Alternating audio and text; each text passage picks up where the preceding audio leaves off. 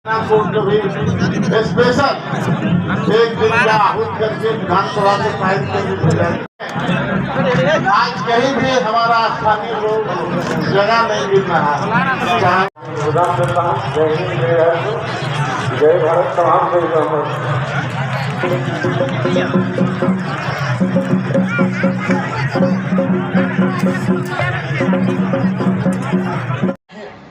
आज आपके सामने बैठे ये हमेशा से जहां आदिवासी, दलित, पिछड़ा, अल्पसंख्यक अपने हक अधिकार की मांग करता है, अपने हक अधिकार की मांग के लिए एकजुट होता है, तो उस आंदोलन को, उस मांग को ये लोग असंवैधानिक बोलते हैं और ये अधिकार नहीं देने की बात करते हैं। अलग राज करने का जब बात आदरणीय दिसंगुरु शिबू सोरेन जी ने कहा तो उस समय भी ये लोग यही कहते थे ये असंवैधानिक है, नहीं होगा।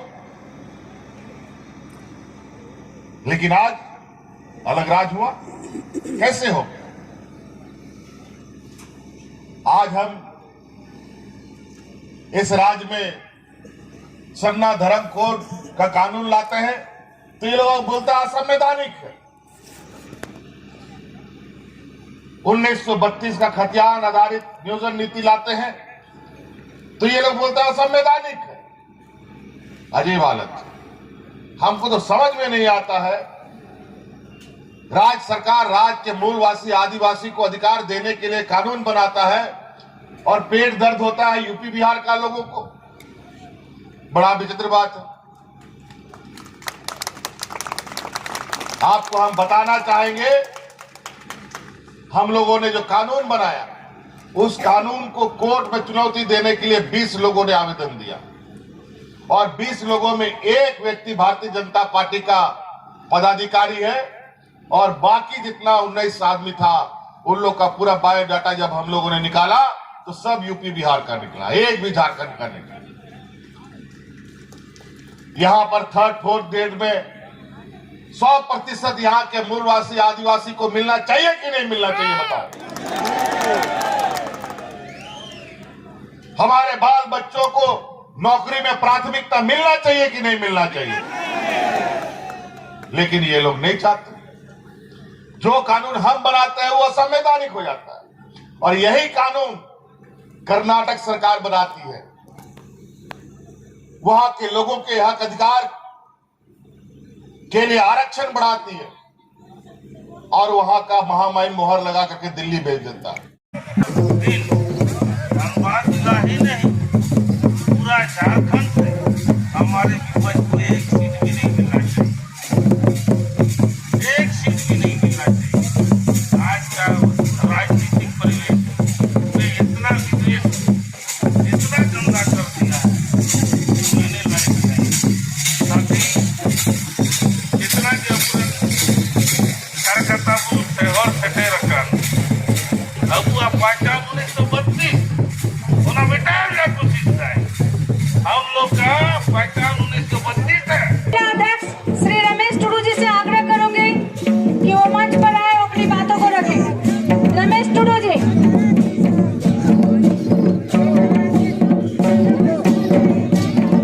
अभी अभी हमारे बीच एक विशाल जुलूस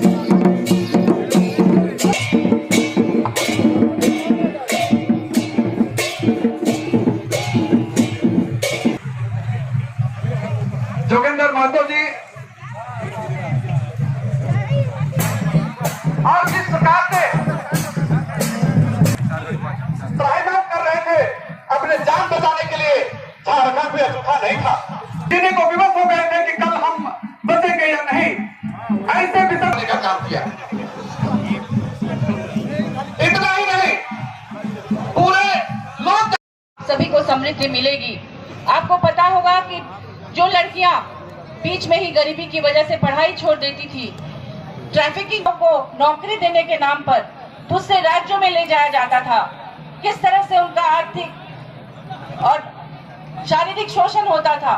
इतने सारे प्लेसमेंट एजेंसियां थी। आपको पता होगा कि पन्ना लाल नाम का एक ट्रैफिकर है जिसने झारखंड की लड़कियों की 15,000 लड़कियों की तस्करी की थी भाजपा के कार्यकाल में, और वो अभी जेल में है। माननीय मुख्यमंत्री जी ने यह व्यवस्था कर दी है कि आप किसी लड़की को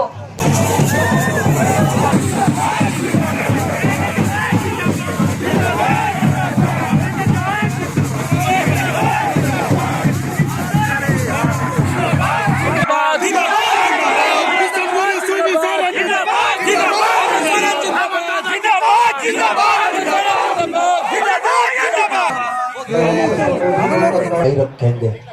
यही वो मैदान था जिस मैदान में यह नारा दिया था, झारखंडियों की एक ही पहचान, 1932 का खतियान। और आपकी सरकार ने विधानसभा से 1932 के खतियान को नियोजन नीति से संबद्ध करते हुए पास करके भेजने का काम किया। आपके भी समक्ष है 32 का खतियान झारखंड में लागू कराएंगे। इतना ही कहकर मैं अपना वक्तव्य समाप्त करता हूं।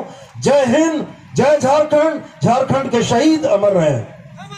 झारखंड में हमारा सरकार बना उसी दिन से भारतीय जनता पार्टी गठबंधन में हम लोगों ने विधानसभा समिति ने पास करे 75% स्थानीय को नौकरी देने का भी बात हम लोगों ने किया। लोगों को सबसे पहले आप नौकरी और उसको पुनर्वास करें। अभी अभी हमारा एक गांव एरिया 6 का है और अभी अभी हमारे बीच आदरणीय गुरुजी है, गुरुजी और माननीय मुख्यमंत्री जी पहुंच चुके हैं। आप सभी का हार्दिक हार्दिक अभिनंदन और स्वागत है।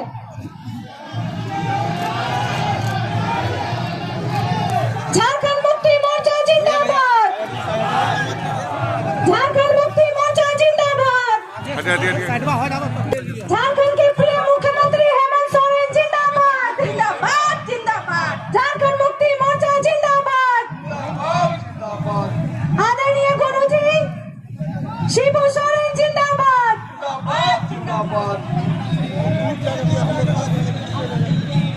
वीर शहीद अमर रहे, अमर रहे, अमर रहे, झारखंड के वीर शहीद अमर रहे।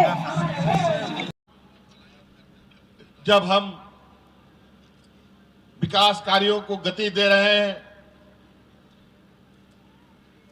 और इतनी तेजी से गति दिया जा रहा है कि इस गति को देखकर हमारे विपक्षियों के पेट में दर्द चालू हो गया है। एन के इन प्रकार हमारे कार्यों में बाधा कैसे आए, हम काम कैसे ना कर पाए, इसके लिए दिन रात ये लोग षड्यंत्र रच रहा है। जहां आदिवासी, दलित, पिछड़ा, अल्पसंख्यक अपने हक अधिकार की मांग करता है, अपने हक अधिकार की मांग के लिए एकजुट होता है, तो उस आंदोलन को, उस मांग को ये लोग असंवैधानिक बोलते हैं। आज हम इस राज्य में सरना धर्म कोड का कानून लाते हैं तो ये लोग बोलते हैं असंवैधानिक है। 1932 का खतियान आधारित नियोजन नीति लाते हैं तो ये लोग बोलते हैं असंवैधानिक है। अजीब हालत। हमको तो समझ में नहीं आता है, राज्य सरकार राज्य के मूलवासी आदिवासी को अधिकार देने के लिए कानून बनाता है और पेट दर्द होता है यूपी बिहार का लोगों को। बड़ा विचित्र बात है।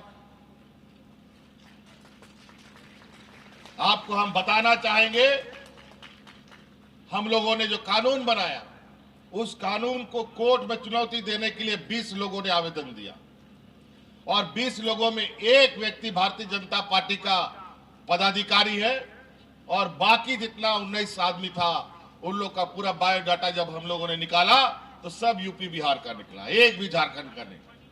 अभी भी कुछ बूढ़ा बुजुर्ग लोग मिलता है और बताता है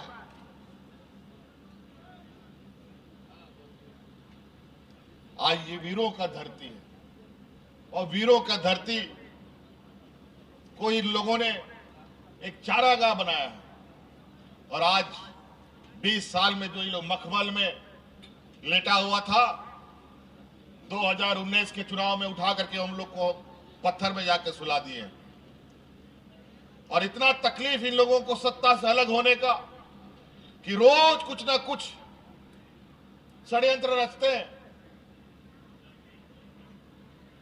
हमारे लोगों के यहां मकई का एक दाना नहीं मिलता है, उन लोगों को जेल में बंद कर दिया जाता है और करोड़ों करोड़ों रुपया इनके व्यापारी साथियों के पास मिलता है तो उनको माला पहना के भेज दिया जाता है। कोई बात नहीं, इसका भी हिसाब किताब करेंगे। सब घूम फिर के राजनीतिक लड़ाई के अंदर ही आकर खत्म होता है। मैदान में जब राजनीतिक मैदान सजेगा तब तो बिल से बाहर आना पड़ेगा। अभी दीवार के पीछे छुपकर दूसरे के कंधे पर रखकर गोली चला रहे हो, जब सामने आओगे तब कहां जाओगे।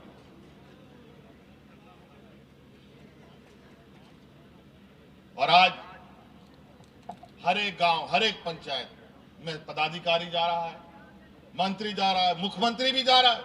अभी हम हर जिला में जा जाकर समीक्षा कर रहे हैं, हर योजना की जानकारी ले रहे हैं। अभी मंत्री लोग जाएगा, पदाधिकारी लोग जाएगा, विभागीय सचिव लोग आप गांव जाएंगे।